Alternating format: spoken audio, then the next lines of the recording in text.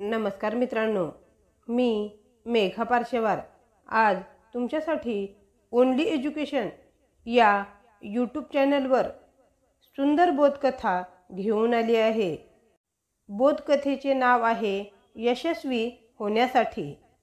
एकदा एका गुरुकुलात एक शिष्य आपल्या गुरुजींकडे गेला आणि म्हणाला, गुरुजी, मला जीवनात यशस्वी व्हायचं आहे, कृपया मला मार्गदर्शन करा।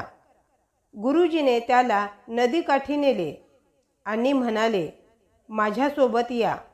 शिष्य गुरुजींच्या पाठोपाठ नदीत गेला।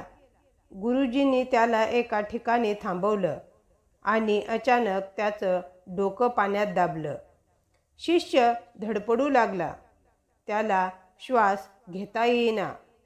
काही वेळाने गुरुजींनी त्याला पाण्याबाहेर ओढलं। शिष्य घाबरलेला आणि संतापलेला होता। तो म्हणाला, गुरुजी, तुम्ही असं का केलं? गुरुजी शांतपणे म्हणाले, जेव्हा मी तुझं डोकं पाण्यात दाबलं तेव्हा तुला फक्त आणि फक्त काय हवं होतं?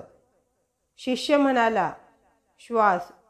गुरुजी हसून म्हणाले, ज्याप्रमाणे पाण्याखाली तुला श्वासासाठी धडपड करावी लागली, तसंच यशासाठी प्रबळ इच्छाशक्ती हवी असते।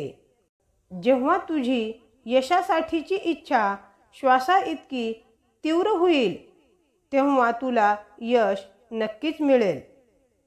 तात्पर्य: यशस्वी होण्यासाठी इच्छाशक्ती आणि चिकाटी अत्यंत महत्त्वाची आहे। प्रयत्नांमध्ये सातत्य ठेवा, मनपूर्वक मेहनत करा आणि यश तुमचं होईल। मित्रांनो, असेच नवनवीन आणि सुंदर बोधकथा पाहण्यासाठी आमच्या चॅनलला सबस्क्राईब नक्कीच करा। आणि हो, तुम्हाला हा व्हिडिओ कसा वाटला ते कमेंटमध्ये नक्कीच कळवा।